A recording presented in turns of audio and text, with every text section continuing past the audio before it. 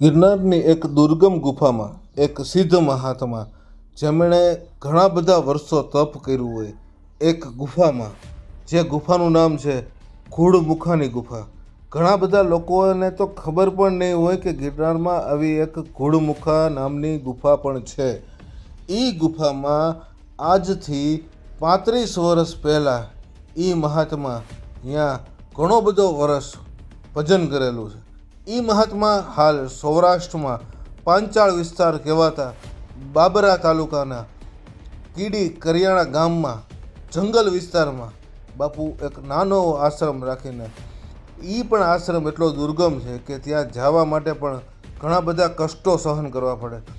એ મહાત્મા સાથેનો આપણો સત્સંગ, એક સંવાદ, એક અનુભવ આ વિડીયોમાં છે. ખૂબ લાંબો વિડીયો રહેવાનો છે અને ઘણી બધી જ્ઞાનની, તત્વચિંતનની, આત્માની ઘણી બધી વાતો, દીપડાની, જંગલની અને એ ઘુડમુખાના અનુભવોની, એવા દિવ્ય અનુભવો તમને જોવા મળવાના છે આ વિડીયોમાં. જેથી વિડીયો અંત તક જોજો. એ મહાત્મા સાથેનો દિવ્ય સત્સંગ આપણે કરવાના છીએ. હાલ આપણે કીડી ગામથી, કીડી કરિયાણા જે ગામ છે, લોકેશન હું મૂકી દઈશ એટલે તમને આઈડિયા આવે. કીડી ગામથી અંદાજે જંગલમાં 3.5 કિલોમીટર અંદર, અને એ પણ હું કઈ રીતે જાઉં છું એ તમે જોજો તો તમને ખબર પડશે. એમ કે રસ્તો છે જ નહીં, કેવી રીતે જાઉં છું એ તમે ખાલી જોવો. બાપુના દર્શન કરવા હું અત્યારે વિરાન જંગલમાં, ટૂંકમાં જંગલ જેવો વિસ્તાર જ્યાં પવનચક્કીઓનું આખું સૂકું મેદાન છે. ત્યાં એકલો કોઈ વ્યક્તિ નથી ને જે વ્યક્તિ આવતા જાય છે, મળતા જાય છે, એ બધા વ્યક્તિને પૂછતો હું એ સિદ્ધ કોટીના સંતને દર્શન માટે નીકળો છું. બાકી આખો રસ્તો તમને બતાવું ને તો આવો રસ્તો છે. આવી વિરાન પવનચક્કીઓ, આવું આખું વાતાવરણ છે, આખું સુમસાન વિસ્તાર છે. એમાંથી થઈને એ અમૃતાનંદગીરી બાપુ જેને ગિરનારમાં ભજન કર્યું છે એવા સંતના દર્શન કરવા હું જાઉં છું. ત્યારનો ગાડી અકાવતા વિચાર આવ્યો કે નથી અહીંયા કોઈ વ્યક્તિ નથી, કોઈ એવી જગ્યા એકદમ ઘનઘોર, આમ કહેવાય કે શાંતિ આખા વિસ્તારની અંદર પ્રસરેલી છે. અને ક્યાં રસ્તેથી ક્યાં જવું, કેમ જવું, અને કોઈની પાસે માર્ગદર્શન મળે એમ નથી. અલગ અલગ રસ્તાઓ ફાટતા જાય છે. પણ અત્યારે હાલ કહું ને તો ગિરનારી પૂરો છે, આપણે ગાડી હકાવે જાય છે, ક્યાં જાય છે કંઈ નક્કી નથી. કેવા રસ્તે ગાડી હકાવું છું તમને ખાલી સેમ્પલ બતાવું. એકદમ કાચો કેડીવાળો રસ્તો, ફૂલ ટૂંકમાં જંગલમાં રસ્તો ગોતતા આપણે જઈ રહ્યા છીએ. કહેવાય કે ખોડિયાર માતાજીનું મંદિર છે, ત્યાં બાપુ બિરાજમાન છે. આ રસ્તેથી ગાડી ચડાવીને એ મારા માટે અઘરી વસ્તુ છે. ઉતારી તો દઉં છું, જોઉં આગે ગોરખ જાગે.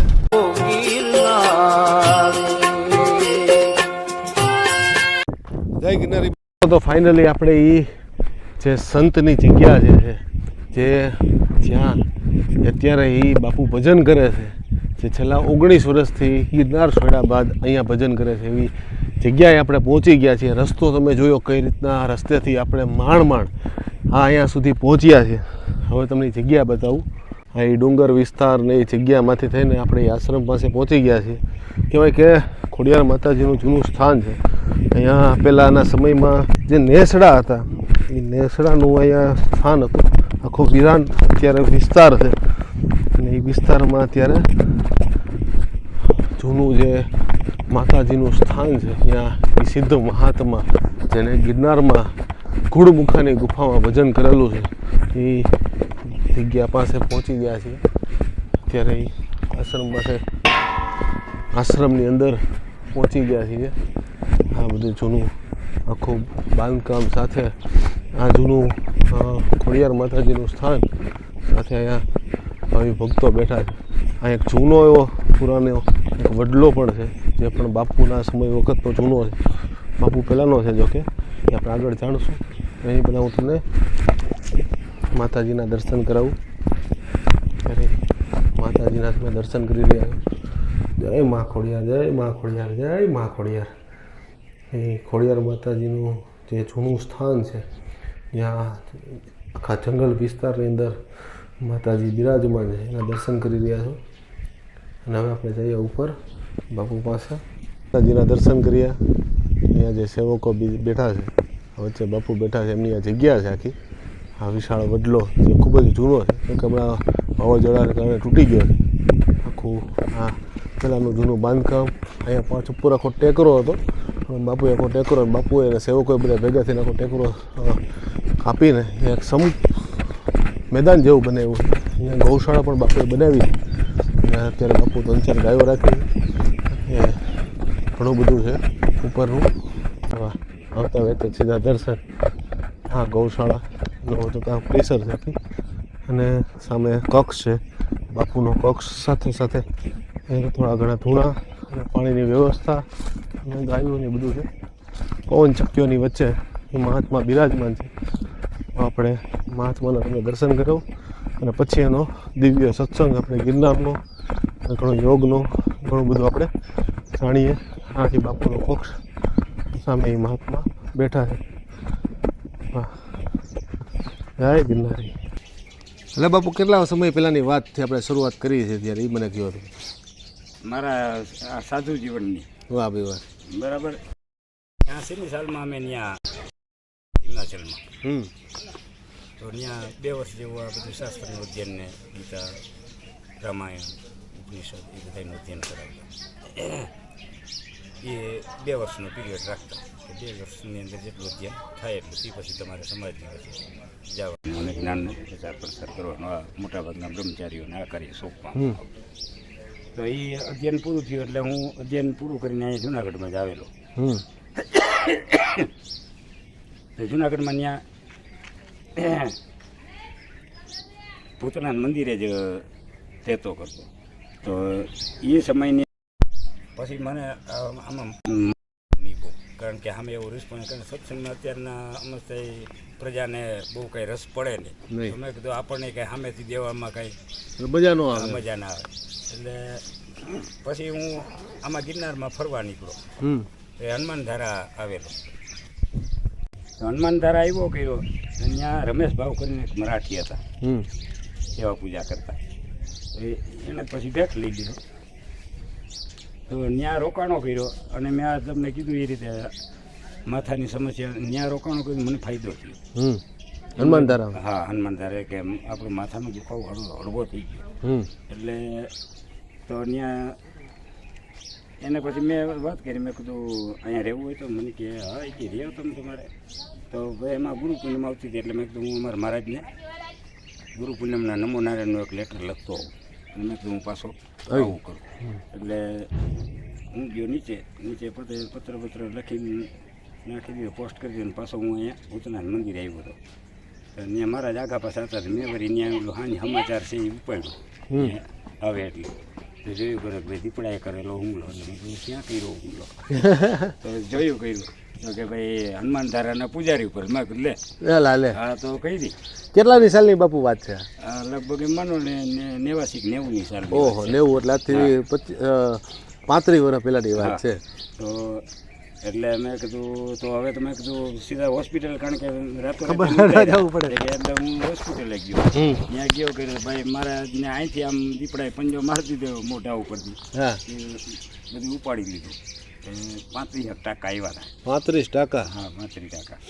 તો મને કે મહારાજી કે મને કે તમે કે ત્યાં જાઓ ને કે સેવા પૂજા કરવાનું કોઈ નથી. એટલે સારું, કંઈ વાંધો નહીં. બહુ તો તમને દીપડાની બીક ન લાગી? ના, એમ ત્યાં રહેવાની સગવડતા છે ને. હા, એ તો છે જ. પણ એ હું તો બહાર ધૂણા પાસે ખુલ્લામાં ભૂતા. સમજાઈ ગયું. તો પછી મેં મહારાજને કીધું ને, એ વખતે દીપડાની રંજાડ તો હતી. હા, એ તો જી છે. મહારાજ મેં કીધું અંદર હોવો ને, મેં કીધું સુવિધા છે, સગવડતા છે. તો મને કે ના કે દાદો બેઠો ને. તો હવે આ બહેનું કર્યું. અને પછી હું તો ત્યાં રોકાણો કર્યો. તો એ પછી આવ્યા કર્યા માથે. તો મીંડા અંદર હોવા. મેં કહ્યું મહારાજ ત્યાં બહાર હોવો ને, દાદા બેઠા છે ને. હા, તો મેં કીધું દાદાએ આપણને આપી છે ને, દિમાગે આપ્યું છે, બરાબર. તો વિવેક કરવો જોઈએ ને, તો અંદર મીંડા હોવા.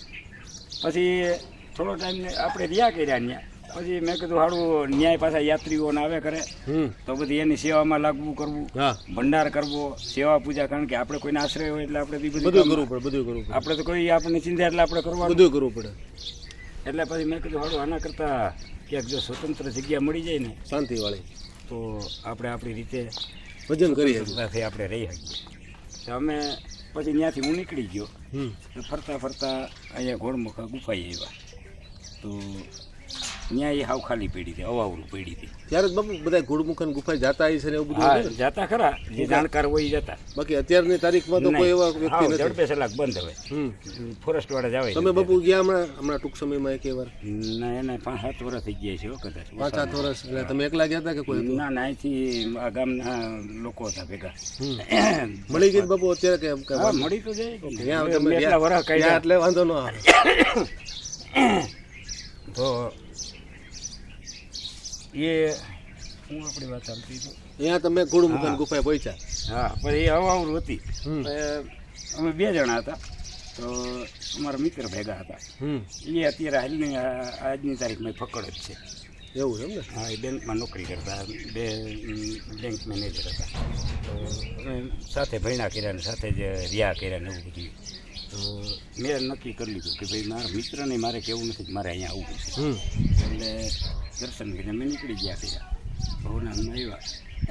પછી મેં નક્કી કરી લીધું મેં કીધું આપણે હવે એ ગુફાએ જવું છે. હા, કોઈને એટલે કોઈ મારા અંગત માણસને નહીં, કોઈને નહીં કીધું. મારી પાસે 500 રૂપિયા હતા. હા, આ 500ની જ મૂડી મારી પાસે. 500 થી શરૂઆત થઈ છે, 500 પૂરું થયું છે. તો એ ત્યાંથી લઈને એમાંથી મેં એક જ તપેલ લીધી, થોડું ઘણું મગ મરચું લીધું અને એકાદી નાની બાલટી લીધી ને આવી વસ્તુ લઈ લીધી. જીવન જરૂરી. હા, તો એ વખતે એટલી સસ્તા એટલે આવી બધી વસ્તુ આવી ગઈ. અને વહેલી સવાર ત્યાંથી ભવનાથમાં નીકળી ગયો, કોઈને પણ કીધા વગર. તો ત્યાં પછી ગુફાએ બધી સાફ સફાઈ કરીને બધું કર્યું, આસન લગાવ્યું કર્યું. કોઈને ખબર નહીં કે બાપુ ક્યાં વયા ગયા. એટલે મેં કીધું વળી ખબર પડે ને તો મેં કીધું પાછા અહીંયા આવે. પાછા કોકના કારણે ડિસ્ટર્બ ઊભો થાય બધું. એટલે ચોમાસું આવ્યું ને પછી એક આ ફળ ફૂલવીનો આવ્યો ભાઈ, એને આ ધુવાડો જોઈ ને પેલા ધોળાનો, એટલે કે અહીંયા કોઈક બાપુ લાગે છે. એટલે આવ્યો કર્યો એ ભાઈ અહીંના આંબરડીને જેણે મને જગ્યા બતાવી. વાહ ભાઈ વાહ. એ પેલો વ્યક્તિ પહોંચ્યો. પહેલો વ્યક્તિ આવ્યો ને એને પછી ભવનાથમાં કીધું કે ભાઈ એક બાપુ એવા છે. એટલે પછી જેવા કોઈ ગિરનારના મહાત્મા હોય એના જે પ્રેમી હોય એવા માણસો શું છે કે આવી જગ્યાએ ત્યાં જ જાય એમને. એટલે માણસને એમ ધીરે ધીરે ખબર પડી ને અવરોજ ચાલુ થયું. એટલે કોઈને કોઈ મહિને 2 મહિને કોકાદું આવી જાય અને વસ્તુ લેતા આવે. હા, વસ્તુ લેતા આવે. અને આપણે આજીવિકા કઈ રીતે ચાલતી. મેં કોઈ દિવસ હું કે હાલો આ જગ્યામાં ગયા ને કે ભાઈ મારે જીવન જરૂરી વસ્તુ જોઈએ છે ને આપો એ નહીં. એટલે એ આમ આયલું કર્યું. અને બહુ સારા આપણને જેવું વાતાવરણ જોતું હતું. અને ઘણા ત્યાં આપણને મારી દ્રષ્ટિએ ઘણા આધ્યાત્મિક દ્રષ્ટિએ ને એવા આપણને લાભે થયા. અને જેને કહેવાય ને કે આંતરનિરીક્ષણના બધે જે સ્કોપ છે એ આપણને વસ્તુ ત્યાં મળી. આંતરનિરીક્ષણ એટલે બાપુ થોડું સમજાવો ડિટેલમાં. આંતરનિરીક્ષણ એટલે કે જ્યારે માણસ એકલો હોય ને ત્યારે એની વાસ્તવિકતાનો એને ખ્યાલ આવે. 100%. સમૂહની વચ્ચે રહેતા હોય તો ના ભાન થઈને પોતાનું લેવલ કે પોતાની કક્ષા ક્યાં છે. એટલે તો આ વસ્તુ જોવાનો મને એ ચાન્સ મળ્યો ત્યાં. અને બીજા નંબરે મેં તમને વાત કરી કે જે માથાનો દુખાવો મને ફેર પડ્યો એટલે મેં નક્કી કર્યું કે આપણે ગિરનારમાં જ આમાં ગમે ત્યાં ક્યાંક એવું ઠેકાણું હતું. અને ત્યાં ગયા પછી એમ માનો ને કે લગભગ 80% મારો માથાનો દુખાવો ગાયબ થઈ ગયો. આજની તારીખ મેં ઓલરેડી સ્વસ્થ થઈ. પડી જો જો માથી હાઈક જોઈ અંદર જાહે. એટલે આ મોટો ફાયદો. અને બીજા નંબરે આપણું આધ્યાત્મિક બે તમારી ક્યાં કક્ષા છે. કારણ કે બધાથી ઓલું છે ને કહેવત કે નારી કો નેહ બુરો, જંગલ કો વાસ બુરો. તો કે ભાઈ સ્ત્રીનો નેહ છે એ ખરાબ, જંગલની અંદર રહેવું બહુ ભૂંડું, બહુ ખરાબ. કારણ તો કે ભાઈ જેને બહુ પેલા ગુના કર્યા હોય તો કે ભાઈ એને એકાંતની સજા કરવામાં આવે. તો કે માણસ એકાંત સહન ન કરીએ કે એટલે એનું માનસિક સમતુલા ખોઈ બે. એટલે આ વસ્તુ આપણને ત્યાં જંગલમાં આ હેતુથી જ આપણે ગયા. બાકી કોઈ ચમત્કાર આ તે એમાં મને ક્યારેય રસ પડ્યો નથી ને આપણે ક્યારેય એની કલ્પના કરી નથી. ને આ વસ્તુ આપણા જીવનમાં આપણને મેળી જોવા એ છે કે જંગલી જે જીવ જંતુ ઝેરી આ તે કે એની હારે એક આપોઆપ એક આત્મીયતા સધાય. આત્મીયતા શબ્દ એના કે ભાઈ પ્રત્યે આ પ્રેમ. આ આપણો પરિવાર જ છે. વાહ ભાઈ વાહ. અને હું એ રીતે રહ્યો છું. અને આપણને ક્યારેય કોઈ પણ જાતનું કોઈ જનાવરે ક્યારેય હેરાન કર્યા. અહીંયા બાપુ ક્યાં ક્યાં જનાવરો આવતા? દીપડા વધારે પડતા. દીપડા આવતા. હા, દીપડા તો દીપડા બાપુ એમ કહેવાય છે કે સૌથી ખરાબ જનાવરમાં કહેવાય નહીં, સૌથી ખરાબ નુકરો કહેવાય. નુકરાનો પ્રભાવ થાય નહીં. તો મારે એવું થયું હતું, હા. જે સ્થાનિક જનાવર હતા એ કોઈ દિવસ રંજાડ ન કરે. પણ પછી મને ફોરેસ્ટવાળાએ કીધું હતું, ત્યાંથી કણજાથી એક દીપડો લઈ આવીને મૂકી ગયા હતા નળ પાણી. એટલે મને કે બાપુ કે દીપડાને ખાસિયત એવી છે કે જ્યાં કેળી હોય ને એ કેળીએ હેલો છે, જે ઠેકાણે જતી હોય ત્યાં સુધી પૂગે. એટલે મને કે દીપડો મૂક્યો એટલે તમે કે ધ્યાન રાખજો. તો એક દિવસ સાંજે મારા રૂટીન જે મારો ક્રમ હોય એ પ્રમાણે જ મારી બધી દિનચર્યા થતી હોય. તો સાંજે હું બેઠો તો એટલે અંધારું થાય પછી હું ત્યાં ધૂપ્યું ફેરું. ત્યાં અંદર શિવલિંગ એક બેહાડેલું છે ગુફાની બહાર, છાપરું હતું નેપાળી બાપુના સમયમાં. તો એ ધૂપ્યું ફેરવા ઊભો થયો, હાથ ધોવા, કારણ બીડી પીતા હોય એટલે હાથ ધોઈ મેં કીધું ધૂપ્યું ફેરવી જાય. તો જનાવર એક હાયલું આવે લપાતું એટલે આમ સ્પષ્ટ ન દેખાણું, અંધારું હતું એટલે. પણ હાવ એટલું અંધારું નહીં કે ન દેખાય એવું. એટલે મેં કીધું જનાવર આમ લપાતું એટલે હું ગોતી લઈને પાછો જોવા ગયો તો એ ભાઈ પાછું ફરી ગયું ત્યાં ઝાડવા હેઠે ઊભું. એટલે મેં કીધું આ તો દીપડો છે. મેં કીધું આ લપાતો કેમ આવું? તો મેં કીધું આ દાળમાં કાઢું છે કે આ બધા મૂકી ગયા હોય એ બાપુ દીપડો છે. જય ગિરનાર નીકળવું છે. દીપડાનું પેલું થયું એટલે મેં કીધું શિયાળું આ પેલું. એટલે મેં કીધું આ આપણને વોર્નિંગ આપી ગયો આજ. નહીંતર કારણ કે હું રાતના 10 વાગ્યા સુધી મારો દરવાજો ખુલ્લો હોય ને હું આંખો બંધ કરીને જ બેઠો મારા આસન ઉપર. તો હા, મેં કીધું આજે વોર્નિંગ આપી ગયો. એટલે મેં કીધું હવે ચેતીને રહેવાનું. મારી હૈયાથી આપી ગયો તું અહીંયા શું એમ. એટલે પછી અહીંયા ઝાપલી હતી જંગલમાં, ત્યાં કંઈ દરવાજા ના હોય, વાહની આપણી હાથેથી બનાવેલી ઝાપલી બંધ કરીને પછી બેસી ગયા કરીએ. તો એક દિવસ એવું થયું કે એક ભાઈ આવ્યો આમથી જુનાગઢ બાજુથી, અને એક ભાઈ આવ્યો આમથી કરિયા, તમને ખબર હોય ગામ છે જુનાગઢની આ સાઈડ. એક ભાઈ ત્યાંથી આવ્યો, એ કોળીનો ભાઈ. ખડીયા ને બાપુ? કરિયા. ઓકે. હા. તો ઓલો ભાઈ હતો એ મંત્રી હતો. એ સાધુ પ્રેમી આવી જગ્યાઓમાં જ ફરતો હોય. તો એ બે ભેગા થઈ ગયા તેથી બેઠા હતા. બે ઓલો ભાઈ થાકીને આવ્યો તો થોડોક સામાન હતો શાકભાજીના ને તેમ. તો હાંજ પડી પંગત પાણી કરી લીધા. એટલે પેલો જે મંત્રી હતો ને મને કે બાપુ કે ગંગા સતીના ભજન બોલું. એટલે મારી ફેવરિટ વાણી જે એમાં તત્વજ્ઞાન ભર્યું એવી વાણી. એટલે મેં કહ્યું બોલને ભાઈ. તો એ ભજન બોલતો હતો. હું સામે મારા આસનમાંથી બેઠો આંખો બંધ કરીને, મારી પાસે ઓલી ટોર્ચ હતી સેલવાળી, તાલ દેતો આંખો બંધ કરીને બેઠો હતો. એ ભાઈ જનાવર અંદર આવી ગયું. એટલે એ ગુફાની અંદર દીપડો અંદર આવી? હા, છાપરાની અંદર. જે કરિયાણાનો ભાઈ હતો, ઓલા કરિયાનો ભાઈ હતો, એ આંખો ખુલી હતી, આમ પથારીમાં પડ્યો હતો. તો એને બિચારાનો અવાજ ના નીકળો. એટલે મેં કીધું આનું શું ઓચિંતું થયું? આમ થયું સમજ્યા. એટલે મેં તો આ તો સામે જ ભાઈ દીપડો સીધો એને થયું કે અહીંથી અવાજ આવ્યો એટલે એને એમ થયું કે અહીંથી કોક જાગ્યું. એટલે એ સીધો બહાર છલાંગ મારી ગયો. ને પછી ભાઈ એ પછી હાલત થઈ છે બધાની. એટલે ઓલો ભાઈ જે ભજન બોલતો મને કે બાપુ કે તમે કે કંઈક ચમત્કાર કર્યો. મેં કહ્યું ચમત્કારનો દીકરો ગયા. તો મને કે તો એ કે નહીં તરીકે અંદર આવીને કે આપણે કાંઈ બોલ્યા નથી કે પાછો જાય કે આપણા મોઢા જોવા જ નહોતો આવ્યો. એટલે મેં કીધું એ તું જે માનતો હોય એ ભાઈ ગયા. પછી અમારે બધાને ટાટિયા મીંડા ધ્રુજવા. તો મેં કીધું એલા એક તો છાપરું એવું બેઠું, અંદર ટેકા બધે ચારે બાજુ. એટલે તમે જનાવર આવ્યું કે ગાયે ના કરીએ, ઊભો ના કરીએ કે છાપરું એટલું નથી. તો એટલે આ જનાવર રહી ગયું. મને કે બાપુ આ ચમત્કાર થયો કે નહીં, જનાવર કે અહીંથી પાછું થોડું વરે ટૂંકમાં જે અંદર આવી ગયું એને ખબર છે. એક જણો બોલે છે ભજન, એક જણો અહીંથી અવાજ આવ્યો કર્યો, અને છતાંય કે એ પાછું વહી ગયું. મને કે ખરેખર કે બાપુ કે આ ચમત્કાર જ છે. મેં કે વાત સાચી છે, ચમત્કાર છે. તો એમાં એવું હતું કે મારા 15 દિવસ અંધારિયાના કાસ્ટ મૌન એટલે કે 24 કલાક મૌન મારું. 15 દિવસ ટૂંકમાં 24 કલાક 48 ટૂંકમાં. રાત્રે તમે બોલાવો કરો તો મારો શબ્દ નીકળે નહીં. તો એને કહેવાય કાસ્ટ મૌન. એક સાધનાનો પ્રકાર જ છે ને. એટલે મૌન, કારણ કે આખરે પરમાત્માનું સ્વરૂપ છે એ મૌન છે. તો કે આ એટલા માટે કે સ્થૂળ અભ્યાસ પહેલાં એના માટે તો કે ભાઈ કોઈ સ્થૂળ શબ્દ કાઢવાનો નહીં, કારણ કે એટલી તમારી જાગૃતિમાં સમજી લો. અત્યારે તમે આવ્યા, તમે બોલો જય ગિરનારી બાપુ, એટલે મારે સહજ નીકળી જાય કે જય ગિરનારી ભાઈ. ઓલું ઊંઘની અંદર તમે મને પડકારો કર્યો હોય તો એ મારા શબ્દ ના નીકળે. તો કે એટલી સભાનતા રાખવી પડે, નહીંતર ઊંઘમાંથી, કારણ કે જે માણસ હું તો ઓચિંતો બોલો એટલે એના કીધે બોલાઈ જાય. તો કે આ પ્રકારની તો કે એ એક જાતની સાધના છે કે તમારી એટલી આંતરિક સભાનતા જોઈએ. તો કે એ વસ્તુ મારો લગભગ એ માનો ને કે હું રહ્યો ત્યાં સુધી મારો ક્રમ આવેલો 15 દિવસ ટૂંકમાં મેં ચાલુ કર્યું હતું, માનો ને કે લગભગ વરસદી પછી કંઈક ચાલુ કર્યું. તે શરૂઆત કરી મેં 1 દિવસ તો દર શુક્રવાર બને પેલું રાખતો, અઠવાડિયે એકવાર, એક દિવસ મૌન. તો પછી એ શુક્રવાર તમારે છેક સુધી ચાલે. અજવાડિયાના શુક્રવાર હોય તેથી બંધ મૌન, પણ અંધારિયાના પછી ટોટલી 15 દિવસ. 15 દિવસ. એટલે આ રીતે મારો એ ક્રમ છેક સુધી આવેલો કર્યો. અને પછી ઓલા ભાઈએ કીધું કે બાપુ એ કે આ જનાવર કેવો ખતરનાક છે એ કે તમે મૌન રાખો છો. મને કે મૌન બંધ કરજો, ઉપાડીને ભાઈઓ જાય તો ખબર નહીં પડે.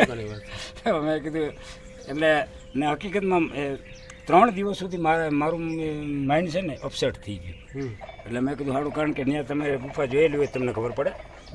આ રૂમ આ જે છાપું છે ને એવડી શિલાઓ, એવડી મોટી શિલાઓ, હા એવડી શિલાઓ, એમાં ક્યાં બેઠો હોય તમે કઈ ખબર આગળ પાછળ જોઈને તો કઈ ના હાલતા હોય, કેટલી જગ્યામાં ધ્યાન નહીં રાખો. એટલે મારું માઇન્ડ અપસેટ થઈ ગયું. એટલે મેં કીધું સારું હવે અહીંથી મૂકીને વહી જવું કરવું શું કરવું. એટલે આવી ગળમથલ એટલે સમજ્યા ચાલુ થઈ ગયું.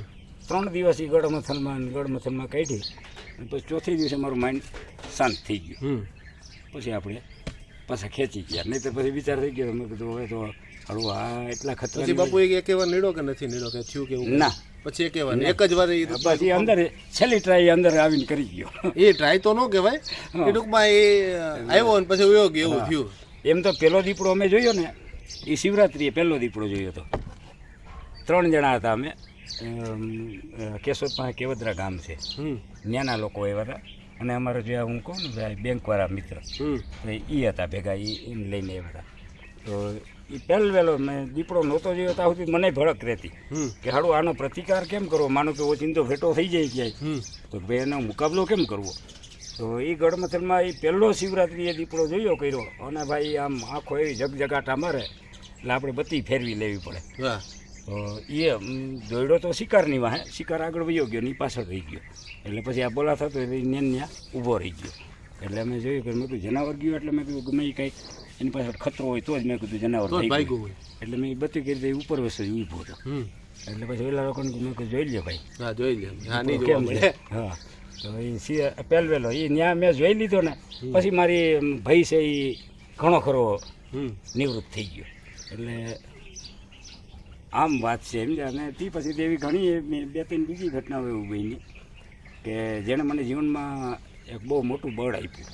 બાપુ એના વિશે થોડીક માહિતી આપો. એક મહાત્મા આવ્યા હતા માંથી ગોરખ ધૂણેથી, અહીંથી હાથ કપાયેલો હતો, હાથમાં કમંડલું અને એક ચીપિયો. હવે એકલા ત્યાંથી અહીંયા આવ્યા ગુફાએ. એને માન લગભગ ત્યાં તો દી આથમી જાય, કારણ કે ગાડા પડે ને એટલે આમ દી હતો ધારની પાછળ, પણ ત્યાં દી આથમી ગયો હતો. એટલે એ આવ્યા કર્યા. એટલે હું આમ વિચાર કરતો રહ્યો, મેં કીધું આ મહાત્મા ઠૂઠા મહાત્મા અને અહીંયા જંગલમાં ઘનઘોર જંગલમાં. એટલે મેં એને પૂછ્યું, મેં કીધું મારે ક્યાંથી આવો. એટલે પહેલાં ચા પાણી હાથ એ બધું એને કરાવ્યું. પછી મેં પૂછ્યું તો મને કે ગોરખ ધૂણેથી આવું.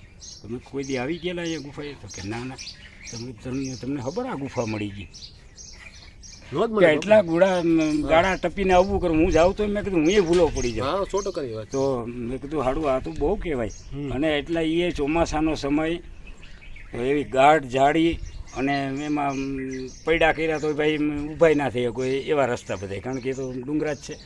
તો મેં કીધું હાડું ગજબનું કે એટલે મારી અંદર એ આ ઘટના એ મારું ઘણું મનોબળ ઊંચું લઈ આવ્યું. અને તે પછી એક ઘટના બની હતી. એક માણસ રાતે લગભગ 12 વાગ્યા પછીના ગાળામાં આવ્યો. ત્યાં ગુફાએ. એટલે એ પગના ધબકારા છે ને એટલે મારીને એ વખતે એટલી ઊંઘ મારી ચેતન કે પાંદડું કદાચ ખખડે ને તો મારી અંદર ઉડી જાય. એટલે પગના ધબકારા મેં કીધું હાડું માણા કોક આવે છે. અને મેં કીધું રાતનો સમય છે તો હાડું દાળમાં કાળું છે, કા ગાંડો હોય તો આવે, કા ગુંડો હોય ગુંડો હોય તો આવે. તો મેં કીધું બાકી તો હાજો માણસ કોઈ સાહસ કરે નહીં. એટલે હું પથારીમાં હોતો રહ્યો, હું ઊભો ના થયો. એટલે મેં કીધું શું કરે છે પેલા એની હાલચાલ જોઈ કરી. દરવાજા આવીને મને કે જય ગિરનારી બાપુ. એટલે મેં કીધું જય ગિરનારી. એટલે મેં કીધું છે તો ભાનમાં. એટલે દરવાજો ખોલ્યો. મેં કીધું કોણ? તો મને કે કાળું. તો કે કાળું કરીને એક વ્યક્તિ હતો એ ડોલીમાં હાલતો નહીં. એટલે એ મારી પાસે દિવસમાં આવી ગયેલો. એટલે મેં કીધું સ્વાભાવિક છે કે ઓળખી માણસ છે. તો બેઠો કર્યો. મેં કીધું પાણી પાણી પાયું. તો મેં કેમ ભાઈ અત્યારે?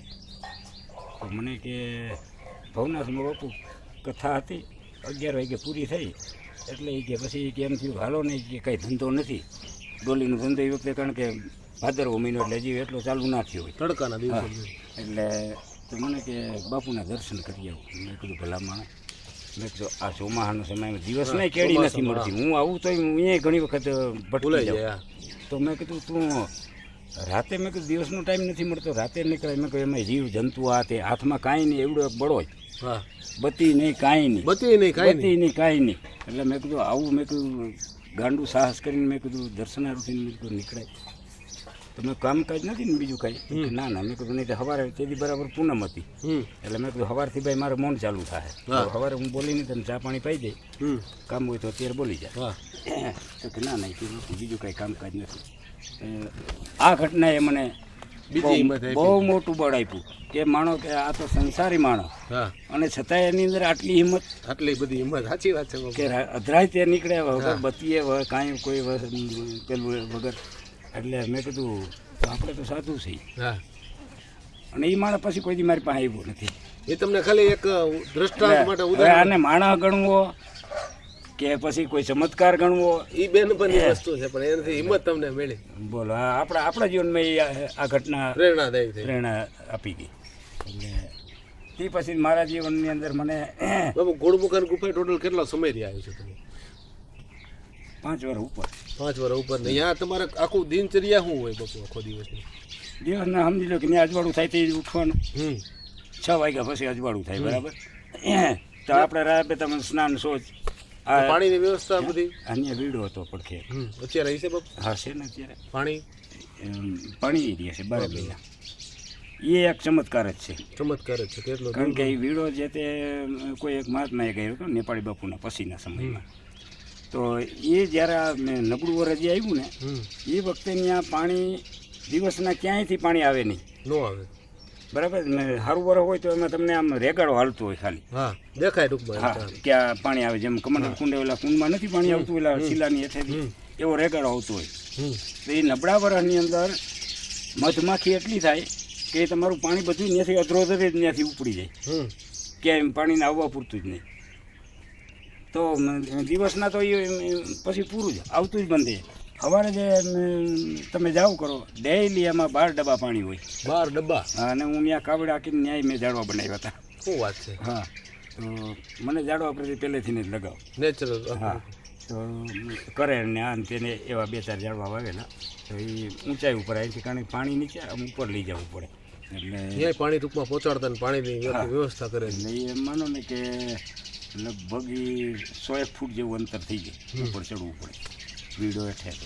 તો એ રીતે ત્યાં ઝાડવા બનાવેલા. તો એ એક ચમત્કાર હતો કે ત્યાં પાણી કોઈ દિવસ ખૂટ્યું નથી. પાણી હા કોઈ તમે આમ કેવું જ પડે કે રાતનું પાણી આવે ક્યાંથી? સવારે જોવો તો ક્યાંય રેગાડો ના હાલતો હોય, અચાનક રાતે જ પાણી આવી જાય. રાતે ડેઈલી 12 ડબ્બા તો પાણી સવારે હોય જ. હા હોય જ. ને આપણે ઝાડવાને એટલું નાખી દેતા, નાતા ધોતા જે કાંઈ બધે એ ઝાડવા નાખી દેતા. પછી આખો દિવસ કઈ પાણામાં નહીં કે હાલો કે આમાં હિંદમાંથી નહીં આવી શકે. તમે તો આ પાણી આવતું કેમ હશે? એ ચમત્કાર. હે? તો કે આ ગુરુ મહારાજની કૃપા, દત્ત મહારાજની કૃપા. કે આ વસ્તુ આપણે જીવનમાં જોઈ. નેપાળી બાપુ એ કેટલા સમય પહેલાં અહીંયા રહ્યા છે? એ રહ્યા છે 5-7 વર્ષ કેમ કંઈક ક્રિયા અને એ ગુફા કોણે બનાવી હતી એ જે એ ગુફા તો હતી જ. ઓકે વર્ષો જૂની એને ગુફા હા નેપાળી બાપુએ ત્યાં એક ઓલી બારી બનાવી પેક થઈ જાય એટલા માટે ઓકે બંધ થાય એવી બંધ થાય એવી બસ એ એને બારે એને છાપવું કર્યું. બાકી બીજું કાંઈ હતું ત્યાં નહીં બીજું કોઈ કે પછી હું ગયો કે મેં ત્યાં ધૂણો કર્યો પાકો ધૂણો ઓલા માર્બલ શું ઓલી લાદી લગાડી આ આપણે કામ કરીએ એ હજી અત્યારે ધૂણો યથાવત છે એને કોઈ જંગલ ખાતા વર્તાવ્યો એ બાપુ ત્યાં જે ટૂંકમાં ત્યાં જે ધૂણો છે એ તમારો ચેતાવેલો છે હા એ આપણે લાદી લગાડીને વ્યવસ્થિત કરેલો છે વ્યવસ્થિત કર્યો. બાકી તો એ બધું પાડી નાખ્યું છે આપણું ટૂંકમાં અહીંયા બાંધકામ કરવું તો એક પ્રકારનો ગુનો થઈ ગયો ને એટલે બધા બધી ના મારા સમયમાં જ પાડવા આવ્યા હતા તો મેં કહું પાડ નાખો. હા મારે મોન હતું ને એ લોકો આવ્યા હા તો કે બોલી નો કે કાંઈ નો આરે ફોન બધાય બીટ ગાર્ડ તો મને કે આ જંગલમાં મહાત્મા રહે છે બધા કે જંગલને નુકસાન થાય છે એવી એની પ્રવૃત્તિ હોય છે. તમને એવું લાગતું હોય પાડ નાખો હું ક્યાં ના પાડું મેં બનાવ્યું નથી બરાબર તો મને એનો ખરખરો થાય તો મેં પાડ નાખું મેં પાર્ટીમાં લખીને દઈ દીધું એને. હા તો એટલે એકાબીજાને સામે મીંડા જોવા કે ભાઈ કે બાપુએ તો સીધા જ અત્યારે હેઠા મૂકી દીધા. હા તો પછી એનો જે ઓલો હતો ફોરેસ્ટર એ કે સાહેબ રહેવા દે ને કે કંઈક આવીએ ચા પાણી પીવા થાય છે. હા 100% તો એ કે તો એ કે ભલે જ્યું મેં કીધું તમારી મરજી રાખવું હોય તો તમારી મરજી પાડવું હોય તમારી મરજી મારે એમાં કાંઈ મને કાંઈ ખરખરો થાય એવું છે નહીં નહીં. કાંઈ લઈને આવ્વાનું તમે કાંઈ લઈને જવાનું બસ હું મારું વાસણ લઈને આવ્યો તો વાસણ લઈને વયો જાય હા તો વહી ગયા કર્યા અને તે પછી આપણે રહ્યા ત્યાં સુધી આપણને કોઈ દિવસ એને રંજાડ નથી કરી. બાપુ આમ એ જે ટૂંકમાં એ બાપુ જે ખુડમુખાની ગુફા છે એમાં તમે જેમ ભજન કરતા ત્યારે એ સમકક્ષના સમયમાં બીજી પણ જગ્યાએ કોઈ મહાત્મા ભજન કરતા હોય એવા કોઈ તમને ધ્યાનમાં હોય હા મહાત્મા હતા તાતણિયા ગુણા ઝંઝટગીરી બાપુ હા જંજગીરી એ હજી છે હો બાપુ એ અમારા જૂના જોગે એમ તો બધા સમકાલીન એનો મેં વિડીયો બનાવ્યો છે એ વખતે અમે ગુફાએ હતા હા ત્યારે એ ત્યાં તાતણિયા ગુના હતા. એટલે મને એ વિચાર આવે ને ઝંઝટગીરી બાપુ એટલે જ મેં પૂછ્યું મેં કીધું શું છે બહુ નિખાલે છે મહાત્મા પણ આંકડાના શોખીન છે. એ આંકડા આપતા એ બધા સાચા પડતા આપતા નહીં પોતે રમે પોતે રમે પણ બીજાને આપતા એક જાતનું વ્યસન જ એને એટલે એમાં કાંઈ કમાઈ લેવું કે એવું કાંઈ નહીં એને શોખ ટૂંકમાં પછી એક વ્યસન જેમ મને કેમ બીડીનું વ્યસન છે. હા બીડીનું વ્યસન ક્યાં હિમાચલથી આવ્યું છે કે ગિરનારથી આવ્યું બસ એ ગિરનાર થયો એ ગિરનારની જેમ ત્યાં ગુફાએ ગયા ત્યાંથી ગુફાએથી જ ગુડમુખાની ગુફાએથી લઈને આવ્યા એમ બચપનમાં હું બીડી પીતો પણ એ ચોરી છુપી હતી. બરોબર છે કાયદેસર તમે ગિરનારથી ચાલુ કર્યું એમાં 30-35 વર્ષ થઈ ગયા. એ ઝંઝટગીરી બાપુ બીજા કોઈ મહાત્મા યાદ આવતો હોય તો બીજા એક ભરતદાસ હતા હા ત્યાં અહીંયા ઓલી જે ફાટલ ખોડિયાર કહેવાય ત્યાં હા અને ઓલી બાજુ હતા ઓલા નાથજી હવે નામ તો મને અત્યારે એનું ભૂલાઈ ગયું. એ મને વાત તો ઝંઝટગીરી બાપુએ કરેલી હતી. આ હતા એ આ કાળા ગુના કાળા ગુના હા ઓલા તાતણિયા તાતણિયા નાથજી એટલે એનું નામ વસંતનાથ જો વસંત હા મને વાત કરી હતી હું નામ ભૂલી ગયો પણ અત્યારે યાદ આ બધા અમારા સમકાલીન જૂના હા એ વસંતનાથ તો કદાચ બહુ આઈડિયા નથી મારી બાપુ હોય તો બાકી પછી ત્યાંથી પાડી નાખ્યું કર્યું ને ત્યાંથી કાઢી મૂક્યા. ઝંઝટગીરી કંઈક હજી ભેગા થઈ જાય હા એ જે હું તમને કહું ને બેંક મેનેજર એ ખાસ એમના પ્રેમી એટલે એને એ મળી જાય. અત્યારે તે બાપુ એક આશા ઓલું કહે ઓલું ફાર્મ હાઉસ જેવું છે ને મસ્ત એમાં એ બાપુ રહે છે. હા એટલે એ કોઈ આપ્યું હા બસ એવું જ છે મહાત્માને બીજું શું કરવું. હા એને તો ભજન કરવાથી મતલબ છે ભજનાનંદી મહાત્મા ભજન હજી ચાલુ જ છે એમાં કોઈ કહી ના શકે. આ આપણી જ્ઞાની ગુફાની દિનચર્યા સમજ્યા અને ત્યાર પછી મારું જે કંઈ જપ તપ આ તે કરવાના હોય રૂટીનના એ કરવાના. એ બાપુ એક વસ્તુ તમે જો હિમાચલ પ્રદેશથી તમે આવો છો અને ગિરનાર ક્ષેત્રમાં પણ રહ્યા તો ગિરનારની એનર્જી અથવા પાવર કેવો છે ટૂંકમાં ભૂમિ તો ભાઈ જો આપણું મીટર સારું હોય ને તો ભાઈ બધા વાઇબ્રેશનને તમે ગ્રહણ કરી શકો. 100%ની વાત એ બધી ભૂમિ પવિત્ર જ છે. ગિરનારે એ છે અને હિમાલય એ છે પણ જો આપણું મીટર જ બગડી ગયેલું હોય તો એમાંથી કાંઈ પકડી શકે નહીં. પણ તો હિમાલયમાં સોરી ગિરનારમાં કાંઈક તો તમને એવો અલગ અનુભવ થયો છે ને ના અનુભવ એટલે મેં આ કીધું કે ભાઈ આપણો એ ધ્યેય નહોતો આપણો આધ્યાત્મિક જ આધ્યાત્મિક ક્ષેત્રમાં બસ એ વસ્તુ આપણે જીવનમાં જોઈ કે સત્યની જીવનમાં અનુભૂતિ કરવાની આ આપણું જીવનનું લક્ષ્ય હતું. બરોબર છે તો એ વસ્તુ આપણી હાંસલ થઈ ગઈ વાત પૂરી થઈ. સત્યને ટૂંકમાં તમે ઓળખી લીધું કે આ સત્ય આ છે સત્ય સર્વવ્યાપી છે દેશકાળના એને સીમાડા હા નથી બરાબર તો જ્યારે આ વસ્તુ તમે એકાંતની અંદર બેસો કરો ત્યારે આ વસ્તુ આત્મસાત થાય છે. સર્વવ્યાપી આકાશ છે, સર્વવ્યાપી છે ને, હા છે, બરાબર. તો આકાશ કોઈ સીમામાં બંધાયેલું નથી. નથી. તો કે બધું પરમાત્માથી નહીં વ્યાપક છે. હા. તો કે માત્ર ને માત્ર કે ભાઈ આપણા કંઈક સાધનમાં કંઈક ગરબડ છે. તો કે જ્યાં સુધી સાધન કોઈ આંખમાં દોષ હોય તો વસ્તુ ક્યાંથી દેખાય? સીધી જ વાત છે ને. અને બાપુ આજે તમે આંખની તકલીફ થઈ હતી ત્યારે જે યોગ અને મુદ્રા જે છે ટૂંકમાં જે એના વિશે ટૂંકમાં તમારો આ બે વસ્તુ મને એને શીખડાવી હતી, જલનેતી ને સૂત્રનેતી. તો એ મેં અઠવાડિયું લગાતાર કરી તો મારી દ્રષ્ટિ પાછી આવી ગઈ. એટલે એ બધી વસ્તુમાં તાકાત તો છે જ એવું થયું ને. એટલે યોગ છે પણ આ જે હતો ને એ આરોગ્ય માટેનું હતું. ઓકે. ને સાધના માટે ઓલો અષ્ટાંગ યોગ છે ભાઈ, એ સત્યની અનુભૂતિ માટે છે. એટલે તમે આ ગુણમુખ અષ્ટાંગ યોગનો પ્રયોગ નહીં, આપણે એ વસ્તુ આપણા જીવનમાં શક્ય નથી. અષ્ટાંગ યોગ જે છે અત્યારની જીવનશૈલી પ્રમાણે ભાઈ શક્ય નથી. એ એક ફિઝિકલ એક્સરસાઇઝ જ છે, બીજું કંઈ નથી અત્યારના સમયમાં. તો ભાઈ એમાં નિયમનું તમે પાલન નથી કરી શકતા તો હવે અષ્ટાંગ યોગ ક્યાં સિદ્ધ કરવાના? એવા કોઈ જો શીખડાવાળા જો હોય તો એ બ્રહ્મા છે, અને શીખનારા છે એ તો ભાઈ આંધળા જ છે. તો ભાઈ શીખડાવનારા જ બ્રહ્મા છે કે ભાઈ તમે એનું પાલન તો કરતા નથી. યમની અંદર 5 વસ્તુ આવે: સત્ય, અહિંસા, બ્રહ્મચર્ય, પરિગ્રહ, અસ્તેય. તો આ વસ્તુ છે એ જીવનમાં તો છે નહીં ભાઈ. હાલતા મોબાઈલ આવી ગયા, ખોટું બોલવાનું સાધન જ છે. તો પછી હવે પહેલાં જ પગથિયામાં તમે પાછા પડો છો તો કયો યોગ સાધવાના? બરોબર. તો એના કરતાં ભાઈ સીધી વસ્તુ હરિસ્મરણ કરો તો કે એ એક શ્રેષ્ઠ સાધન છે અત્યારના સમય. બાપુ સત્ય માટે અત્યારે જે વ્યક્તિઓ હોય છે, સત્ય ખરેખર તમે જેમ શોધવા માટે ગિરનારમાં ગયા હતા તો એના માટે સરળ રસ્તો કયો છે એ થોડુંક લોકોને જણાવો.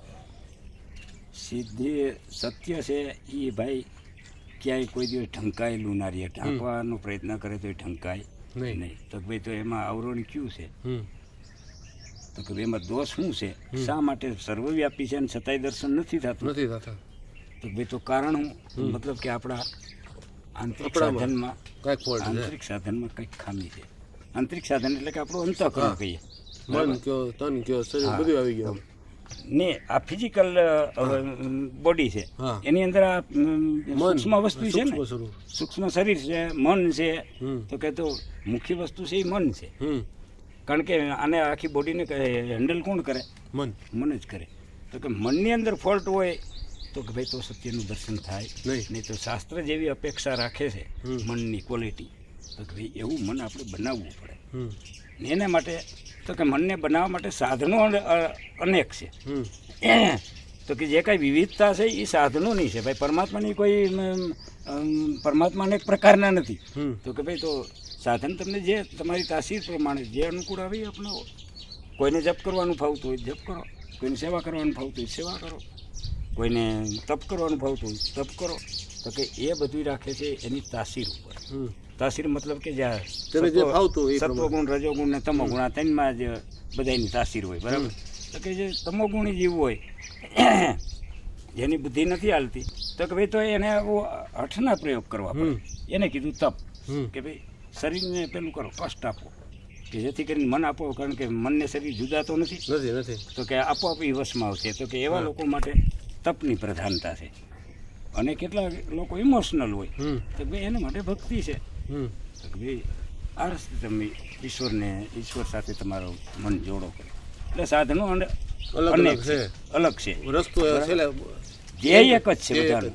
તો કે આ બધાનો હેતુ આ છે કે તમારું મન અને ઇન્દ્રિયો વશમાં આવે. સમજાય? હેતુ આ બધા જેટલા કઈ સાધનો સંસારમાં છે મનને પહેલા કંટ્રોલ કરવાનું. મન અને ઇન્દ્રિયો. કારણ કે બધાને દોડાવે કોણ? ઇન્દ્રિયોને મન જ દોડાવે. ઢોરને જેમ લીલો ચારો બતાવવાનું કેમ ખેંચાતું આવે? તો કે ભાઈ તો ઇન્દ્રિયો એનો વિષય જોવે એટલે ભાઈ ખેંચાતી નહીં, તમને ખેંચી જાય. તો કે અત્યારે આપણે આને અધીન છીએ, મન ઇન્દ્રિયોને. તો કે એટલા માટે ભાઈ એની પકડમાંથી બહાર નીકળે. એ ટૂંકમાં ગુણમુખ અને ગુફાએ જેને ટૂંકમાં અનુભવો જે છે બધા કપડું આ છે સાધના છે ને ભાઈ. ઈશ્વરને પામવામાં કોઈ કષ્ટ નથી. કારણ કે ઈશ્વર તો સરળ છે અને સર્વવ્યાપી છે. તો કે કષ્ટદાયક આ વસ્તુ છે આપણો મન અને ઇન્દ્રિયો. મન ને ઇન્દ્રિયો વશમાં. તો કે ભાઈ એ અમારું કામ નહીં. તો કે ભાઈ ત્યાં જ માણસ પાણીમાં બેસી જાય. હા પેલું સ્ટેપ જ ત્યાંથી બાપુ તમે કરી આવો. તો કે ભાઈ બાપુ એ માટીના છો, તમે એ માટે, પણ તમારું સંકલ્પ બળ નથી કે મારે એ કરવું છે, એટલા માટે થઈને તમારે થતું નથી. બાકી બધા એક જ સરખા હોય. કુદરતે બધાને સમાન કાયા આપી, સમાન મન આપ્યું. તો કે જેણે કંઈક આવા પુણ્ય કર્મ કર્યા છે, પરોપકાર તે કાયાને કહી છે, સદવિચાર કર્યો, બીજાના ભલાનું વિચાર્યું છે, તો કે એવા લોકોની અંદર બળ આવે. એટલે સત્યથી જ સત્યને પામી શકાય. આ સિદ્ધાંત સત્યને સત્ય લભ્ય, સત્યથી જ સત્યની પ્રાપ્તિ થાય. એટલે કે વ્યવહારમાં તો પેલા સત્યને લઈ આવો, સત્યને પામવું હોય તો. કારણ ખોટું બોલશો તો માયા છે ખોટી છે, જગત છે ખોટું છે. તો કે ભાઈ તમે એના લાભ સારું થઈને તમે ખોટું બોલી જાઓ તો ખોટાને જ પામશો, જગતને જ પામશો. આમાં ભટકા રાખો. તો કે સત્યને પામવું હોય તો કે એમાં બાંધછોડ થાય, જે નુકસાની થાય એ થાય ભાઈ, એમાં બાંધછોડ થાય. એટલે આવો જેને દ્રઢ સંકલ્પ કર્યો હોય તો કે એ પહોંચી શકે. બાકી તો મારી હાનિ થઈ જાય. કે ભાઈ તમારે ભૌતિક લાભની એટલી બધી તમને લાગે વળગણ છે, તો ભાઈ તો આ તમારા જીવનમાંથી બાકાત થઈ જાય. તો કે માણસને અત્યારે દેહ સુધી દ્રષ્ટિ છે, દેહને લાભ હાનિ આની હારે જોડાયેલા છે. ભાઈ તો એ જતું કરવા કોઈ તૈયાર નથી. એટલે સત્યથી વંચિત થઈ જાય. બાકી ભાઈ પરમાત્માને પામવામાં કોઈ કષ્ટદાયક એવો કષ્ટદાયક રસ્તો નથી. અત્યારે એ જ યુગ છે ભાઈ. માણસને મન જ બદલા છે. કાયમ દી ઉગમણોથી જ ઉગે છે ને આથમણો હાથમે છે, બરાબર. એના ક્રમમાં કે ક્યાંય ફેર પડ્યો નહીં. આખું તમે કેલેન્ડર તૈયાર કરી લ્યો છો, એમાં કાંઈ ફેરફાર કેમાં થયો? આપણા મનમાં. એક આપણે મન બદલા છે. કે જેમ નરસિંહ મહેતાએ કીધું ને કે ઋતુ છે એના સમયે સમયે આવે છે, શિયાળો, ઉનાળો, ચોમાસું. વૃક્ષો છે એના સમયે સમયે ફળ આપે છે. તો કે તો આમાં બદલું હું? પ્રકૃતિ બદલી નથી, આપણે બદલી ગયા. એને જ આપણે કળિયુગ કહીએ. કે આવા નબળા વિચારધારાવાળા કે નિમ્ન વાસનાવાળા જીવ આવે, એની પ્રધાનતા હોય, એને જ આપણે કળિયુગ કહીએ. અને જો અત્યારે આપણા જીવનની અંદર આપણું મન પવિત્ર થઈ જાય કરે તો ભાઈ સતયુગ જ છે. મારા માટે સતયુગ છે. તો કે ભાઈ દરેક વ્યક્તિ જો આ પોતાના જીવનમાં આ વસ્તુને આત્મસાત કરે તો સતયુગ જ છે. પણ દુનિયા બગડી ગઈ, હું બગડ્યો નથી. તો કે દુનિયાને સુધારો, પોતે સુધરવું નથી. તો અત્યારે બધા આ જ પ્રવૃત્તિ કરે, બીજાને સુધારવા નીકળે છે. એને દુનિયા બગડે લાગે, પોતાની અંદર ડોક્યું કરવું નથી. કે ભાઈ દોસ્તો આપણી અંદર ભેગા છે, આપણા દોસ્ત નથી, ઊંટ જેવું કામકાજ થઈ ગયું છે. દરેક વ્યક્તિ સમજે તો કેને ભાઈ આમાં સુધારવા જવાની જરૂર પડે. દરેક વ્યક્તિ પોતાની રીતે પવિત્ર થઈને જે કરે તો કોઈ દુનિયામાં કોઈ ના સુધારવા પડે. તો એ કોઈએ કરવું નથી. બીજાના વાક દેખાય છે, પોતાનું નથી દેખાતું. બધા મોટાઈ લેવી કે નામ ગચ્યું હોય કે ફલાણા ભાઈ સમાજ સુધારક છે, સમાજ સેવી છે, બધાને ભાઈ મોટાઈ જોઈએ. કળિયુગમાં એ જ લક્ષ્ય, પરમાત્મા લક્ષ્ય નથી. તો જે લક્ષ્ય હોય ઇન્ટરનલી એ જ વસ્તુ તમને મળે. અંદર ધ્યેય તમારું પરમાત્મા જોઈએ તો પરમાત્મા મળે.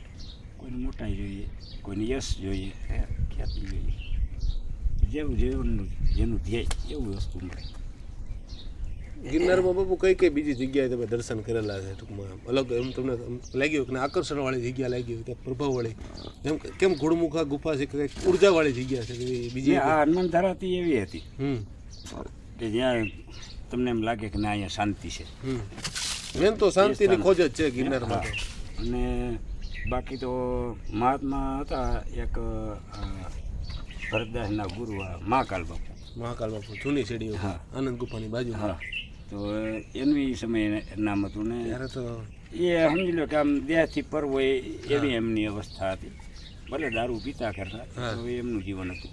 કારણ કે હવે એ સાધના કરતા હોય ને એના ભાગરૂપે એ ગમન કરતા ને એ ટેવ પડી ગઈ. પણ એ હજમ કરી જતા કે ક્યારે એનું માનસિક સંતુલન એને ખોયું હોય એવું બન્યું નથી. તો એ બતાવે છે કે ભાઈ જે ઝેર હજમ કરી શકતો પીએ ભાઈ, આપણે શું પીવાય? બરાબર, આપણે પીવા જ મરી જઈએ.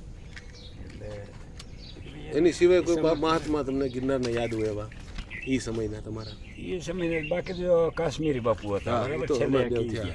પછી એક ટાટંબરી બાપુ હતા, એ એમાં ઓલા સાચા કાકાની જગ્યા પાણી ગુફા. એ લોકો કહેતા કે ગિરનારની પરિક્રમા કરતા ડેઈલી ઉઠીને? ડેઈલી ઘણા વર્ષો સુધી. એના તમે દર્શન કરેલા? હા, શું વાત છે. હા એમની એક ગિરનારી ગુફા નીચે છે અને એક અંબાજી પાસે એક ગુફા છે. એ ત્યાં સાચા કાકાને બાજુમાં જ ગુફા હતી, ત્યાં જ ઈ રહેતા. હા કાટમરી બાપા, ટાટમડી એનું નામ બહુ મોટું હતું. ડેલી હા, ઉઠી જે ટૂંકો. પેલો મુસલમાન હતો એનો ભગત હતો, હા રજાક. એ બિલખાન. થઈ ગયું. હા, હા, બિલખાન. બિલખાન. એ એનો ભગત હતો, એના માટે સ્પેશિયલ રૂમ રાખ્યો હતો, હા. કોઈની એન્ટ્રી નહીં એમાં. હા બોલો, એ મુસલમાન હતો તો હજી એમની સમાધિ છે જ બિલખામ. મહાત્મા તો ઘણા થઈ ગયા, પણ ગિરનાર છે એ તપસ્વીઓની ભૂમિ છે. કે મોટે ભાગે આ તો મારા જેવા કોઈ અકસ્માત એમાં પૂગી જતા હોય. બાપુ એ તમને બોલાવ્યો હોય ખેંચ્યા હોય ત્યારે તો પોગી જાય. બાકી નહીતર શું છે કે સિદ્ધો જે ચમત્કાર ની બધી વસ્તુ છે તો કે તપોભૂમિ છે, એટલે એમાં મહાત્માઓ પાસે હોય આવી સિદ્ધિઓ, કોઈ વચન સિદ્ધિ હોય, કોઈ સંકલ્પ સિદ્ધિ હોય. પણ હવે એ બધું અત્યારે હવે ભૂતકાળ થઈ ગયો કે ભાઈ 84 સિદ્ધોનું બેસવું છે, બરાબર. 64 જોગણી. 64 જોગણી. હા. નવનાથ નવનાથ. એ હવે બધું ટૂંકમાં પણ એનું કારણ કે ભાઈ હવે આપણી પાસે નથી એવું સામર્થ્ય રહ્યું, એટલે આપણને એની કોઈ અનુભૂતિ થતી. આપણે હમણાં તમે સાચાની સત્યની વાત કરી એમાં એ જ આવ્યું ને, સત્ય છે જ બધું છે જ ગિરનારમાં, પણ એ જોવાની તમારી કેપેસિટી હોય તો દેખાય. તો કે કારણ કે સત્યની અનુભૂતિ ભાઈ પરમાત્મા સર્વવ્યાપક છે. હા બરાબર. તમારે માનો કે બંગલો હોય, હા બંગલાની અંદર તમારું ઠેકાણું તો એક જ હોય. હા બંગલો તમારો કહેવાય, પણ તમને મળવાનું ઠેકાણું એક જ રૂમ હોય.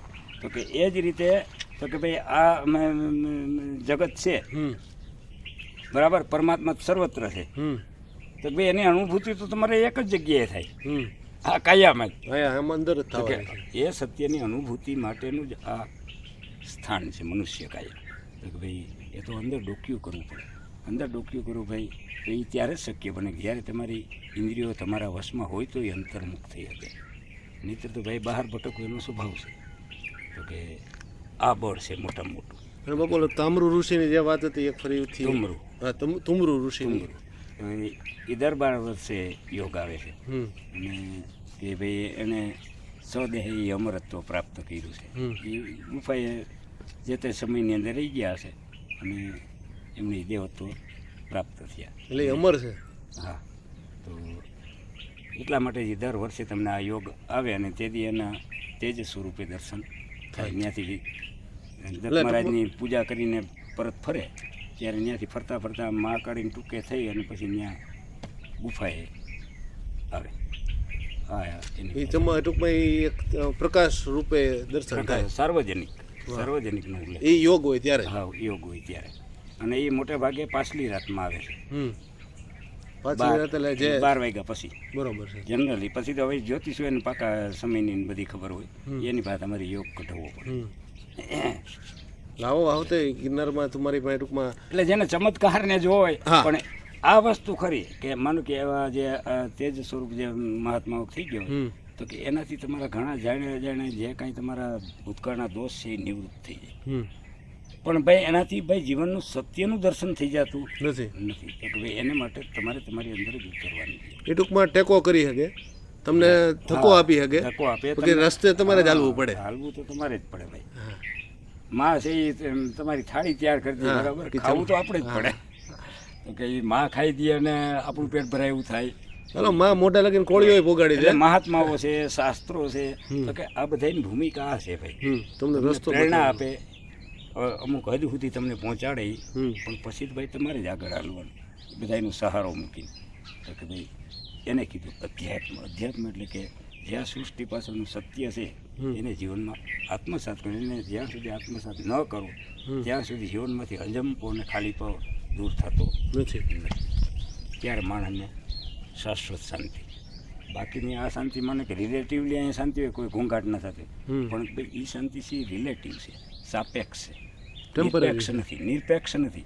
નિરપેક્ષ શાંતિ છે એ પરમાત્માનું સ્વરૂપ છે.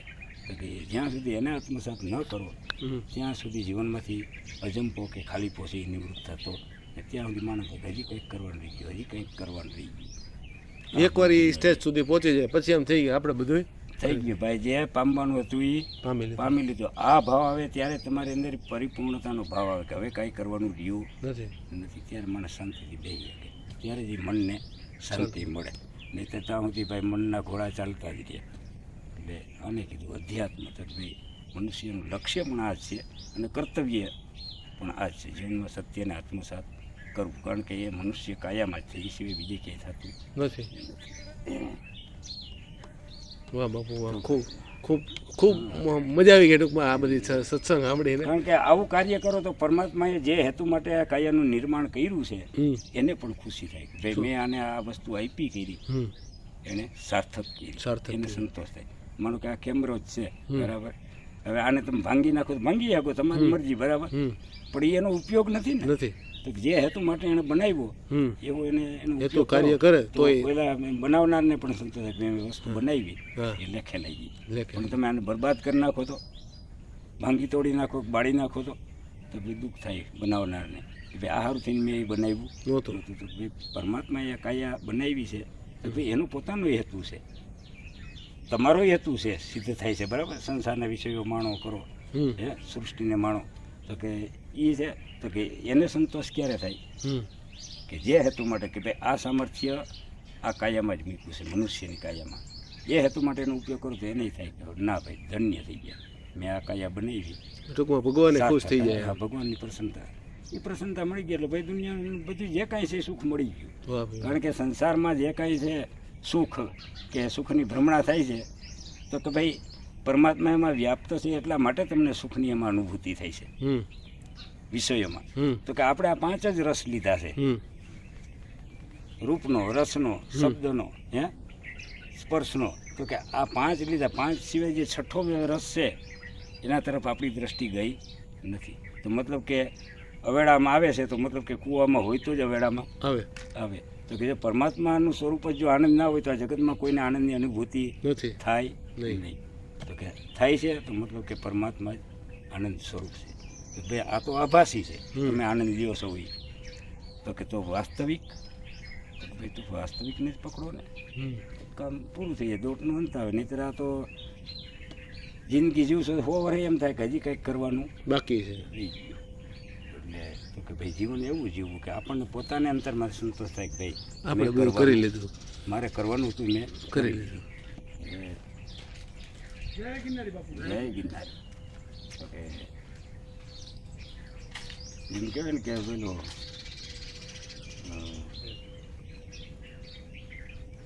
બાળક હોય કાંઈ ચેષ્ટા કરતું હોય તો કે ભાઈ તોય એને બધી ઓપે, સુંદર જ લાગે બાળક, બરાબર, ડિસ્કો કરે. ઉલટા થઈને આપણે ડિસ્કો કરીએ તો તો કે તો આમાં એવું જ છે ભાઈ. તો કે જેને પરમાત્માને પ્રાપ્ત કરી લીધા પછી જે કાંઈ કરે ને તો બધું એનું ઓપે, બધું ઓપે. પણ જે કરવાનું છે નથી કર્યું તો એ ગમે એ કરે ને તો એનું ઓપે નહીં. તો કે સંસારમાં આવું એટલે પરમાત્માનું જીવનમાં જે આપણે કરવાનું છે એ કર્યું તો ભાઈ બધી જે કાંઈ પ્રવૃત્તિ કરો બધી સુંદર જ લાગે, ખીલી ઉઠે. ખાલી માણસ છે કે રોગી માણસ છે કોની સેવા કરે? પોતે જ રોગી છે તો સેવા કેની કરે? કોઈ નહીં. ભાઈ પહેલાં તમે નિરોગી થઈ જાવ તો બીજાની સેવા કરી શકો. હા, બીજાને તમે સાજા કરી શકો. એટલે ભૂખો છે એ ભાઈ કોઈની સેવા કરી શકે નહીં. તમે ધરાઈ ગયેલો એટલે તો મહાત્માનો મતલબ છે પરિપૂર્ણ ભાવને પ્રાપ્ત થઈ ગયેલા છે. એટલા માટે તેની જગતનું કલ્યાણ કરી શકે, કોઈના કલ્યાણનું વિચારી શકે. ખૂબ ખૂબ સુંદર માહિતી આપી અને ખૂબ ગિરનારના અનુભવોની યાદી કરી. અહીંયા આખું ગાર્ડનનો માહોલ છે, અહીંયા નાના નાના વાછરડાઓ બાંધેલા છે અને અહીંયા બાપુએ એક ધ્યાન મંદિર એટલે કે ધ્યાન માટેની પણ એક વ્યવસ્થા કરેલી છે, ગુફા બનાવી, સાથે તપોવનમ બાપુનો એક પ્રયાસ છે આખું. અહીંયા પહેલાં કંઈ હતું નહીં પણ બાપુએ ભજન કરીને અહીંયા મહેનત કરીને આ ધ્યાન મંદિર વ્યવસ્થા કરેલી. અત્યારે ધ્યાન મંદિરની પાસે આપણે પહોંચી ગયા છીએ. અહીં ગુફા છે, હું ગુફા આખું ટપીને તમને બતાવું. અત્યારે આપણે વચ્ચેની સાઈડ એક બાપુએ કક્ષ બનાવેલો છે. આ પહેલાંનો જૂનો કક્ષ અથવા તો હમણાંનો બનાવેલી વ્યવસ્થા છે આખી. અંદર શું છે જોતા આવીએ આપણે.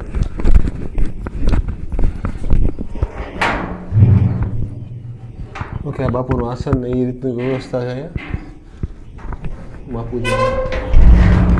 અને પાછળની સાઈડ બાપુ ભજન કરે છે એ જગ્યા પણ તમને બતાવી દઉં. ગુફા છે કહેવાય, આ ગુફા છે. ઓમ નમો નારાયણ.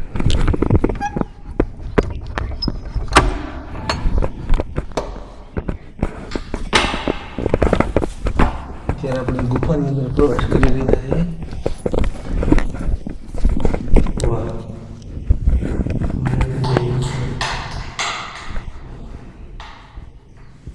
લાઈટ ચાલુ નથી એટલે તમને બતાવવાનું. અત્યારે આખો કોક્ષ છે, કોક્ષની અંદર આખું ભજન કરવાની વ્યવસ્થા ગોઠવેલી છે. વાહ, ગિરનારના સાધુ એટલે બધા નહીં. વાહ, એ ખૂબ જ સુંદર ગુફાના દર્શન છે. ગુફાનું ગેટ બંધ કરી.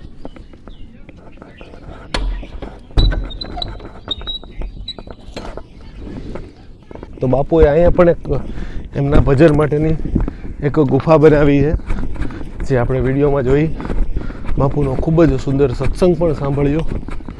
એવો દિવ્ય સત્સંગ જે કહેવાય ગિરનારના સાધુ અથવા તો ગિરનારમાં જેણે ભજન કર્યું હોય એ જ કહી શકે. ખૂબ મજા આવી, ખૂબ નવું જાણવા મળ્યું. તમને પણ આશા હશે કે કાંઈક નવું જાણવા મળ્યું હશે. તો કંઈક નવું જાણવા મળ્યું હોય તો વિડીયોને લાઈક કરી નાખજો. ફેસબુકમાં જોતો હોય તો ફોલો, યુટ્યુબમાં જોતો હોય તો સબસ્ક્રાઈબ.